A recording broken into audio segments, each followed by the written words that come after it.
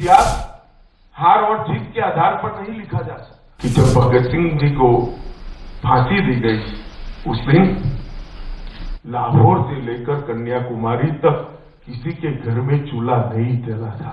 हर व्यक्ति के मन में कभी न जिसका समन हो सके ऐसी देशभक्ति की ज्वाला जगाने का काम भगत सिंह की शहादत ने दिया।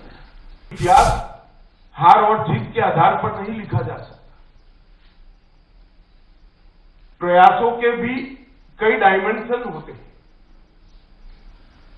कि कोई विचार, कोई आंदोलन खड़ा हुआ हो सकता है, वो अपने गंतव्य स्थान पर न पहुंच पाया हो, सफल न हुआ हो।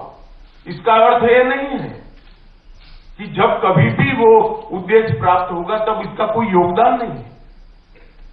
इतिहास को अगर हार या जीत के दृष्टि से ही लिखते हैं तो इतिहास को ठीक से नहीं लिखते। इतिहास को वास्तविकता के आधार पर लिखना चाहिए, प्रयासों के मूल्यांकन के आधार पर लिखना चाहिए और प्रयासों के सभी परिमाण, इसके सभी डायमेंशन का एनालिसिस कर इसका विश्लेषण करके लिखना चाहिए। तभी इतिहास अपने आप में परिपूर्ण होता है। और सशस्त्र क्रांति के इतिहास का भी ऐसा ही है।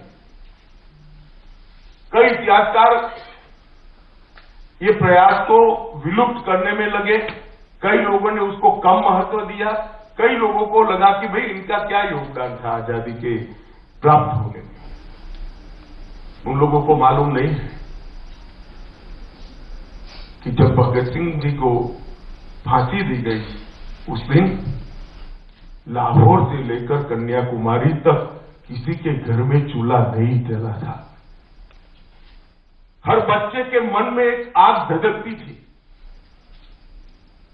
हर व्यक्ति के मन में कभी न जिसका समन हो सके ऐसी देशभक्ति की ज्वाला जगाने का काम भगत सिंह की शहादत ने दिया। अगर आप भगत सिंह शहीद हो गए और देश आजाद नहीं हुआ इसके आधार पर ही इतिहास लिखते हैं तो ये मूल्यांकन ठीक नहीं है।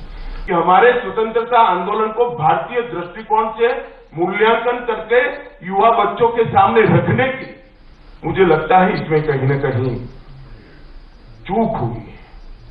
अंग्रेज तो चले गए थे,